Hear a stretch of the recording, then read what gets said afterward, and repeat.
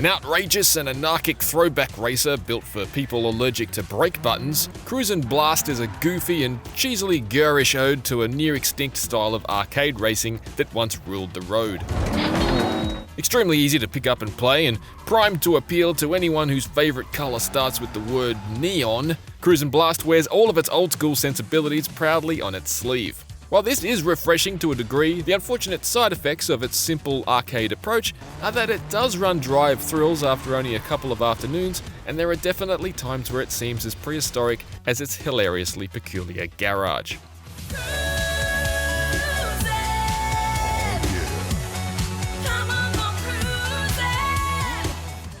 Above everything else, Cruis'n Blast is properly fast, and this speed is arguably its greatest asset.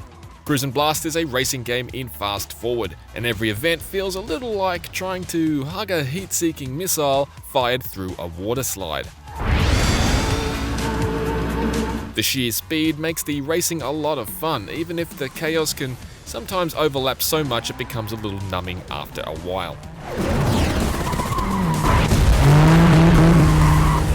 If you're wondering if Cruis'n Blast's constantly somersaulting and corkscrewing cars means you'll need high-grade controller skills to pull off these tricks, you can stop wondering. There really isn't any turbocharged Tony Hawk level of complexity here, and most of the time the fancy flips I performed while playing were completely by accident. To be honest, the majority of the stunts actually seem fairly inconsequential to winning or losing, although ripping a wheelie into the rear of an opponent to flip over and overtake is generally quite effective. Despite appearances, Cruis'n Blast is actually very easy to play. In fact, it took me several hours to even realise there was a dedicated brake button, and even once I knew it was there, I've still never used it. Scraping against the forgiving track boundaries will also simply fling you back on course with little to no loss of momentum. Drifting is extremely undemanding, and it's quite simple to increase or reduce drift angle to carve through any corner. Like plenty of arcade races, drifting is key to building boost. In Cruis'n Blast, it's possible to preserve a drift at an extremely low angle, low enough to maintain through lengthy stretches of straight road, so building boost is no hassle. Winning is a little less straightforward, at least on the higher difficulty settings, but this is down to the highly orchestrated AI, which seems engineered to string us along and not allow the leaders of a race to be caught until close to the end. First place! It's admittedly on brand for the style of coin-op racing Cruis'n Blast is aiming to emulate, but it is a little graceless when the AI outright cheats and blinks into existence right beside you moments after you've literally taken them out, Burnout style. Cruis'n Blast's tracks are impressively imaginative and filled with dynamic spectacle, from huge moving creatures and devastating earthquakes to crumbling structures and crashing vehicles. That said, while developer Raw Thrills claims there are 29 of them, the reality is nothing of the sort.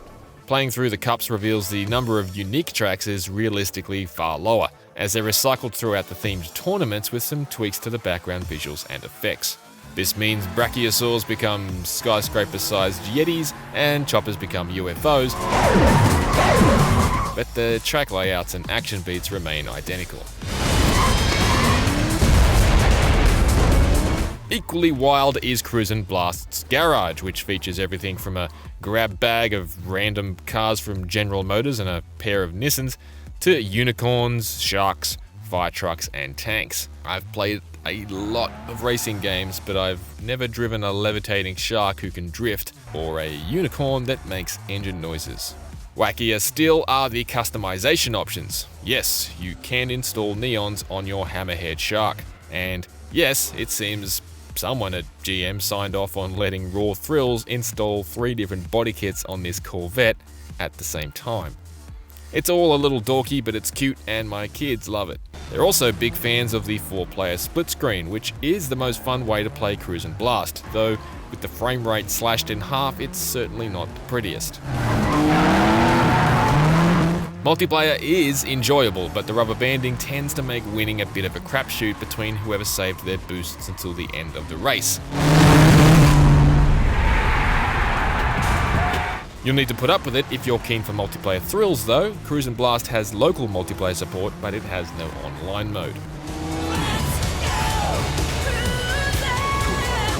It may look like a 20-year-old energy drink commercial crossed with the best-looking Dreamcast game never made, but Cruis'n Blast is an endearingly earnest arcade racing time capsule filled with goofy, crowd-pleasing vehicles and a small assortment of zany tracks. However, it's also an extremely lean package that struggles to disguise its origins as a wafer-thin 5-year-old arcade cabinet. It's fun and fast and eye-catchingly daft, but take care diving in because it's only ankle deep. For more red-hot arcade racing, check out IGN's reviews of Hot Wheels Unleashed and Hot Shot Racing. For everything else, stay with IGN.